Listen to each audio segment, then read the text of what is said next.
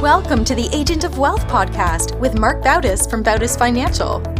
In this podcast, Marc helps guide you towards financial freedom, ensure you never run out of money, and create a balance in life that prioritizes what is most important to you. Join us for this journey as Marc draws from years of expertise and guest experts to solve the multiple wealth building challenges involved in your financial life.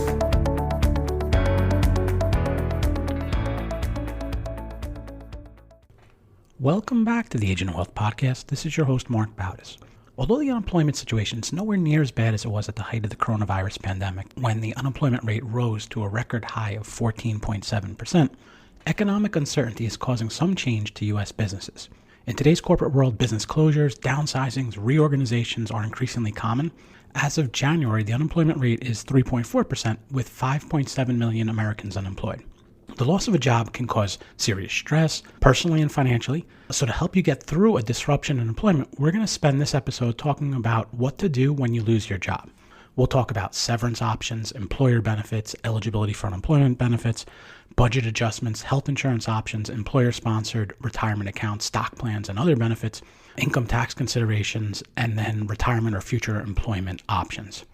Everything we discussed today, it's included in a complimentary interactive checklist that, if you've just lost your job, is an outstanding resource. You can find that checklist in the resources section of this episode's show notes. So feel free to follow along with the checklist as I talk through some of the issues. Now, you may be thinking that you still have a job, and you can go listen to another podcast, but we're going to talk not just about what to do if you lose your job, but how you can best be prepared in the event that, something happens in the future and you lose your job in the future, and what you should do now or the steps that you should take now. So first, I want to talk about a good exercise to do, and this is whether you still have your job or if you just lost your job, and that's run scenarios or a scenario that shows the financial impact that would happen if you and or your spouse's income goes away, obviously represented by a job loss. So it usually includes three scenarios. First, you lose your job. Second, your spouse loses their job. Or third, both of you lose your jobs.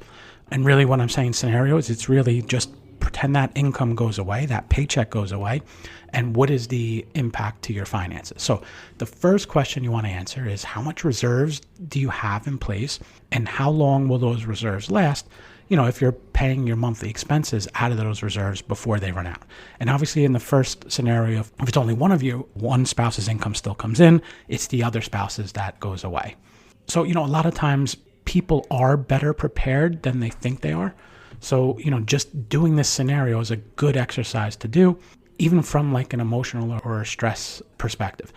And, you see that on paper, how things look and how many months that you can, withstand with a job loss. It can help some of the anxiety and stress that goes on or happens when you do lose a job. Step 2 in the exercise is you want to set up an order of depletion of these reserves that you used in the first step. So it may be something like you have all right, we're going to use our checking account or savings account first, then we have an investment account. You may have a home equity line, or you may be able to take a loan on a 401k for the spouse that is still working. And, we'll talk shortly about some other options that you have or some other assets that you may have that you can use. But now you want to start looking at, okay, we're starting to build this plan of this is how we're going to either plan in case we lose a job in the future, or plan now that we've lost our job. This is how we're going to, make sure we stay on our feet until we get another job. I did mention about the 401k loan. One thing to note about it is if you lost your job and you do have a 401k loan out already, you have to check your options. You can take the loan as a distribution, but then you may owe taxes and a 10% penalty if you're under 59.5.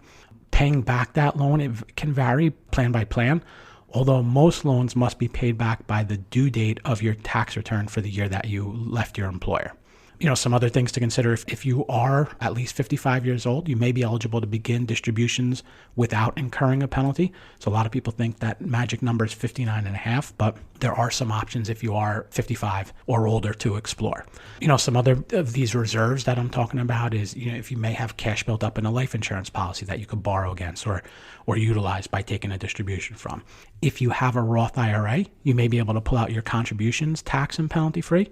So unlike a traditional IRA where you have to be 59.5 to take the funds out, with the Roth, you've already paid taxes on your contributions into it. And therefore you have more access to those. This is for anything, not just a job loss, should you need them or want to use them. Just remember, with the Roth, any gains in the account would have to stay there until you're 59 and a half, or you'd have that tax and 10% penalty on them. You may have stock options in the company that you just left. If they're unvested stock options, you want to review your equity plan documents. It's a good chance that you may likely forfeit some or all of those options. What you want to do is you want to look for the vesting schedule to understand what will vest next, and then, maybe it's possible to coordinate your departure with that schedule. If they are vested, you want to review your post-termination exercise periods. They're usually about 3 months from your last day of employment, but you have to check because in some cases you do have to exercise the options before you actually leave the company. If you were terminated for a cause, your vested stock options may be canceled. And then the other thing too is if the options, or even if it's company stock, that it was owned in a private company, you may have to consider the shares being illiquid, and there may be any clawback or repurchase rights to them.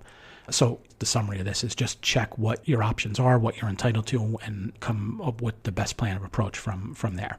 If you have any deferred compensation, again, you want to review the plan documents to understand the distribution schedule, and then, any distribution options that you have. Usually your distribution options are either yearly, where you have your deferred comp paid out yearly, or in a lump sum. As we're talking about these reserves, at the bottom of the list is probably going to be using your credit cards. It's usually a last resort that you want to do, but if it is the only option that you have, then that's what you do. It's just, interest rates are probably the highest on these.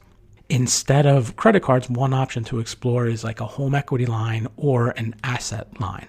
The home equity line is probably something you want to do before you lose your job, even if you don't have any plans of using it. And the reason why is just because it's hard to get a home equity line or asset line if you don't have a job. The banks don't look at you favorably in terms of lending, even if the house is collateral for it. So it usually makes sense to take out that home equity line or the asset line of credit while you're still employed, even if you don't need it.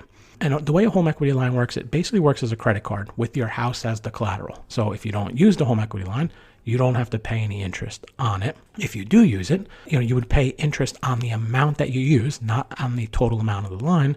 And like a credit card, you keep paying the interest until you pay the balance off. Your house is collateral, so obviously you want to have a plan for how you use it, and you want to make sure that you can actually pay it back. An asset line of credit, it's similar to the HELOC in that it sort of operates as a credit card with usually lower interest rates.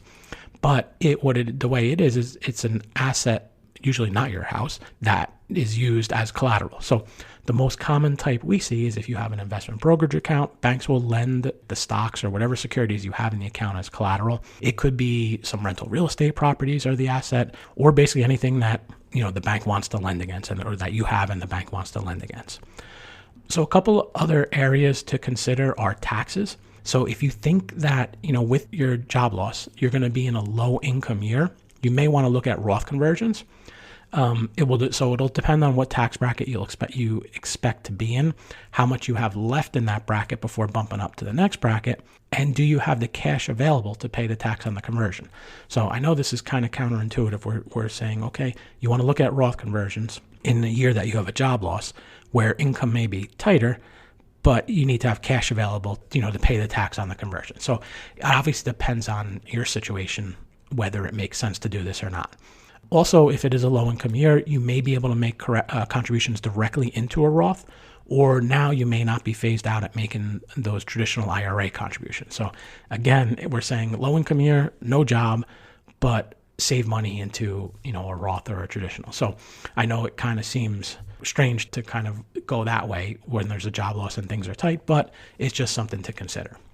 So next I want to talk a little bit about health insurance considerations. So if you expect to lose your health insurance soon, let's say this is in the case where you either are still employed or you're on one of the health insurance options post-termination, you want to consider making sure that you're up to date on any medical, dental exams, any medical procedures before your health insurance ends.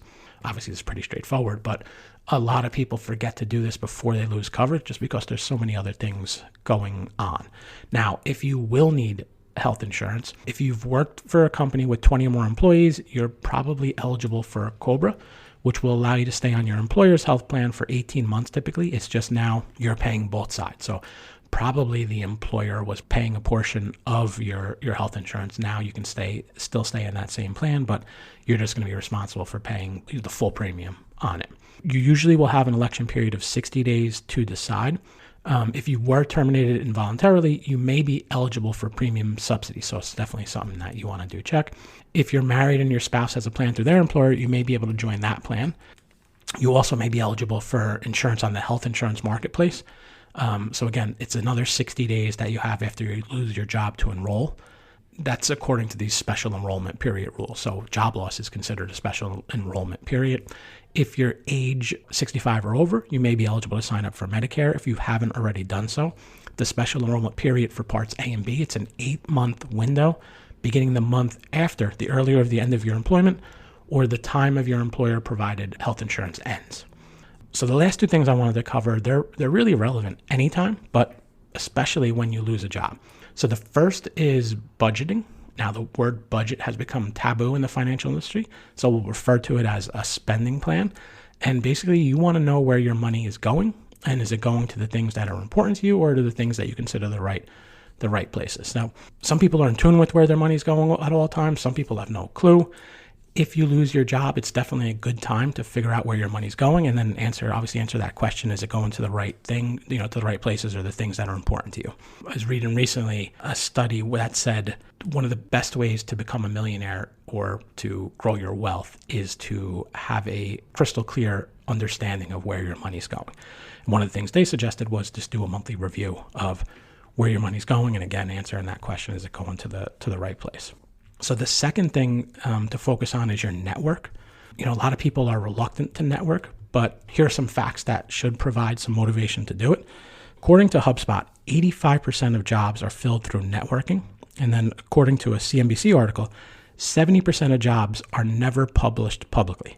They're either posted internally or they're created specifically for candidates that either the hiring manager or recruiters met through networking. And then according to LinkedIn, 70% of professionals hired in 2016 had a connection at the company they were hired at. And 80% of professionals consider networking vital to their career success. So networking, it's definitely something that you want to build your network, whether you have a job or don't have a job. But here are some tips about reaching out to your network after a job loss.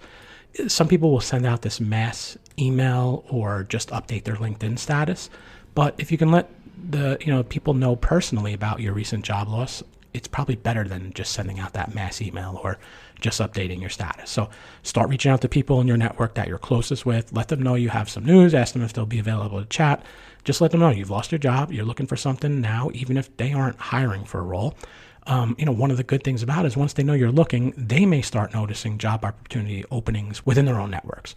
You want to remember, networking, it's a two-way street. So while you're talking to them or while you're on a call with them, just make sure you ask about how they're doing and truly be interested in them. It's about giving and not just receiving. So in closing, losing your job can leave you feeling hopeless, stressed out, unsure what to do next.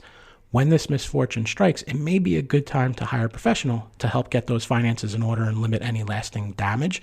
There's just a lot of things going on. And even though you probably have more time now to focus on some of these, just making sure you're doing the right thing with your finances professionally can help. So financial professional can guide you through that period of unemployment.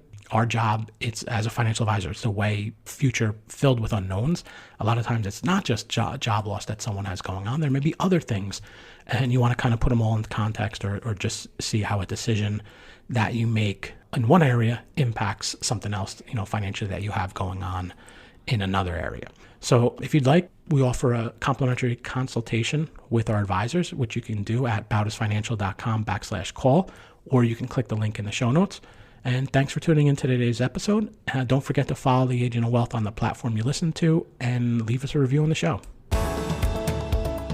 Thank you for listening to the Agent of Wealth podcast. Click the subscribe button below to be notified when new episodes become available.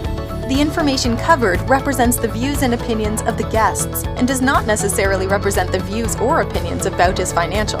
The content has been made available for informational and educational purposes only and is not intended to be a substitute for professional financial planning and investment advice.